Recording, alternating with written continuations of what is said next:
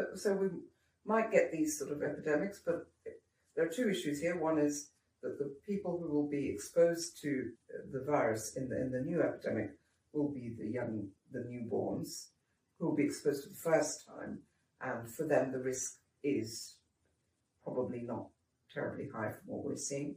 And for those of us who might be re-exposed, again, it's likely, from looking at the other coronaviruses, that reinfection will not carry the same risk of severe disease and death. And that's also true for many other pathogens, that the second exposure does not carry the same risks. I think in the early days of the coronavirus, this novel coronavirus epidemic, there was some worry about whether immunity actually was generated by infection.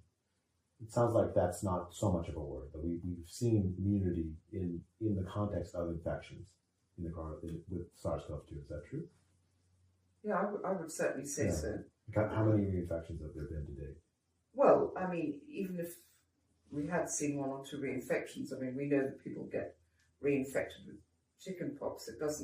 We don't immediately abandon the idea that you get lifelong immunity to chickenpox or measles or anything from the few incidents of... We're talking about a very small number. Very small number of reinfections do not indicate anything about the actual distribution of... So in that sense, when we're talking about SARS-CoV-2, it fits into the picture of natural history, the typical viruses you've described. It's not a virus from Mars. It's a virus that, in that sense, we can set expectations from the modeling and the kind of analysis you'd expected.